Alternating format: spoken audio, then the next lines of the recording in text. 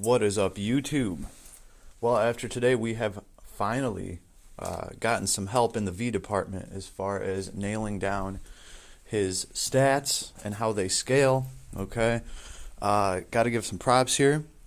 Eurostar 7, thank you so much for helping me out here. So pretty much, this individual, this super whale of sorts, has a V that is all decked the hell out with 92 SC. It even rhymed. And it's nice to see the stats on this thing because his max build gives 2150 strength and 2150 int. Just the fact that those numbers are equal with each other, you know, on a max build, assuming this is his real max build, and I believe that it is because look how well these stats round off. 2150 strength, 2150 int. So that should just give you a hint. So what this guy could do is pretty much, since he has all this SC to play with, is he can crank up one of the stats and then he can crank up the other stat and he can compare damage for us.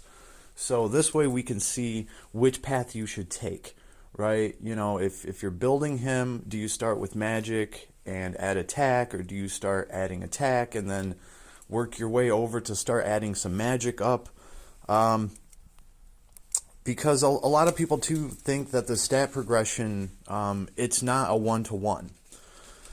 And this was important to me because this kind of sheds some light on Thundermatory Ring and how it works. And unfortunately, it just becomes more confusing because now we have to test if this is just this character, or if that ability affects everybody the same here. Because pretty much, if we go through this, you guys want to read through this, he's getting the same exact math that I got, right? Let's see, he ran 2 builds.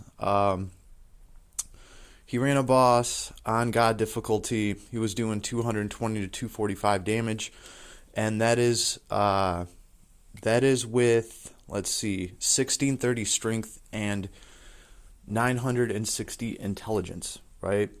And then he ran it again with 1000 strength and 1700 intelligence.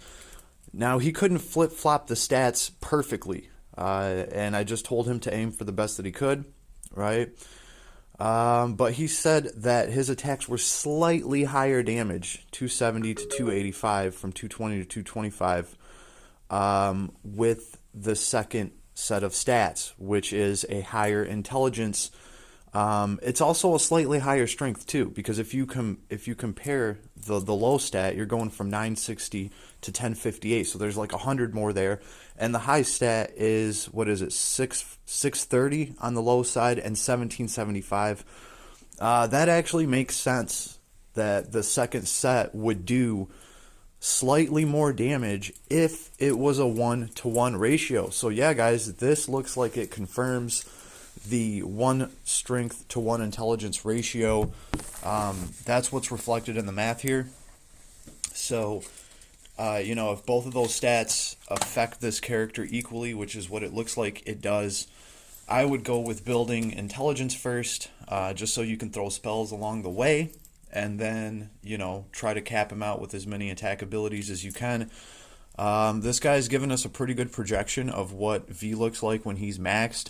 You're going to end up with the same strength and the same intelligence anyway, but it's still nice to know, you know, how the stat scaling actually is on this character.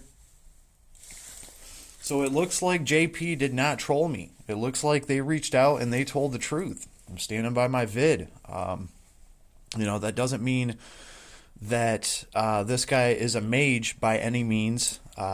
It does mean that intelligence and strength affects him the same way.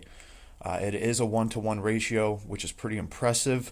Now the problem is we have to figure out if that is just what the Thundermatory Ring ability does, or if that's just how this guy is set up. Because if you actually read the description of it, it's not supposed to be working like this. You're supposed to get, from my understanding of it, you're supposed to get a little bit less from your intelligence, you know, to your overall damage. And if that was the case, that would be reflected here, right?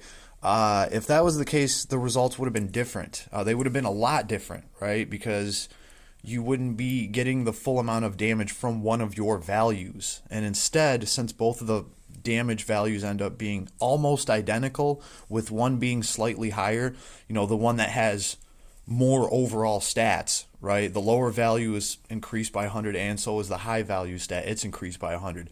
That is where the difference is reflected there.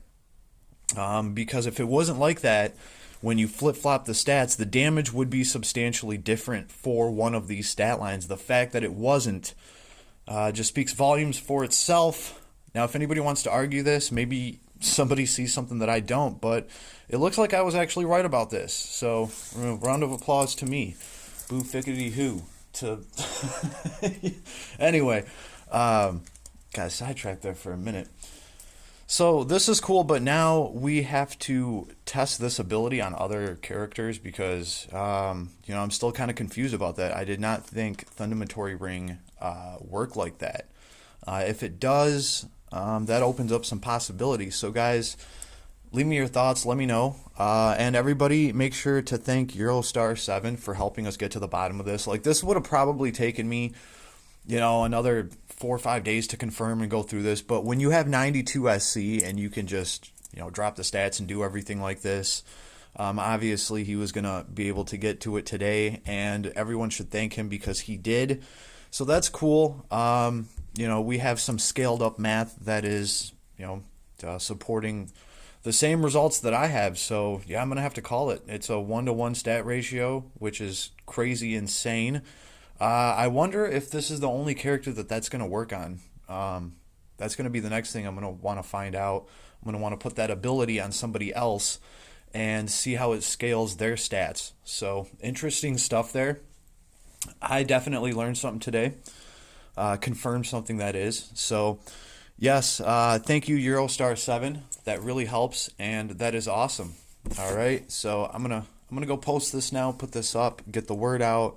You guys are all awesome. Thank you for all the support on the last video that I did. It's always good to know. Thank you, everybody.